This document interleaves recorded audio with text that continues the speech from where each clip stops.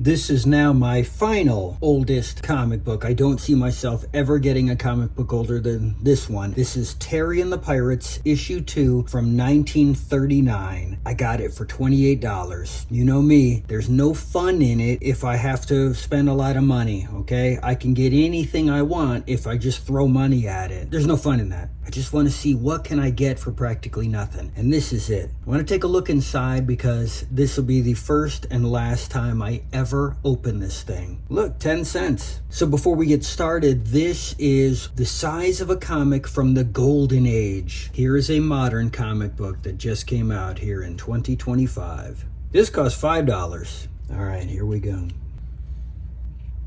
So, any cool ads? Nothing interesting that I haven't shown before? Well, here we go. World's smallest candid camera. I wonder if this is where they got the name for the show, Candid Camera. Okay, so we have Terry and the Pirates by Milton Caniff from the Dell Publishing Company. Dell would become Charlton, which would become Gold Key, which would become Whitman. So it says copyright 1937. That's because these are reprints of the original newspaper strips, as you can see right here. You know, I'm just afraid this whole thing is going to fall apart. It's so brittle. You know, when I go to get comics or I watch comic book YouTube channels, everyone's talking about, we want key issues, we want 9.8s, we don't want spine ticks, get these pressed and cleaned and slabbed. Look guys, it's just a piece of paper. Enough already. If you want to invest in, I don't know, what do people invest in that's more sensible than a comic book? Stocks?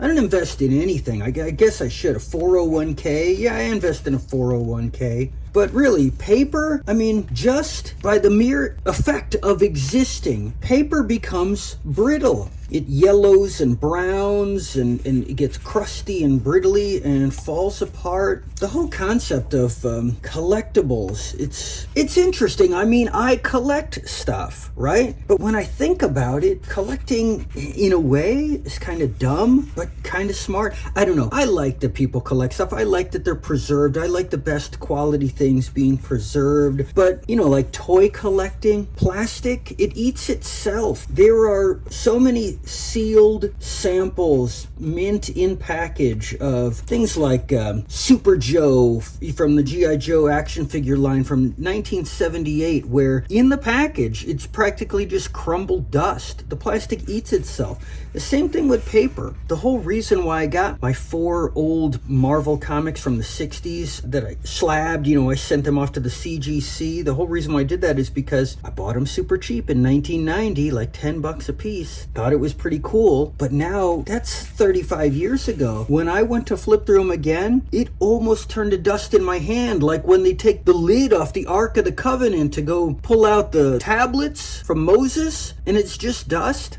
Those comics, they were just sitting in a bag and board in a box, untouched, for 35 years since I had them, and they practically disintegrated. Well, look at this thing. This is from 1939. This is 86 years old.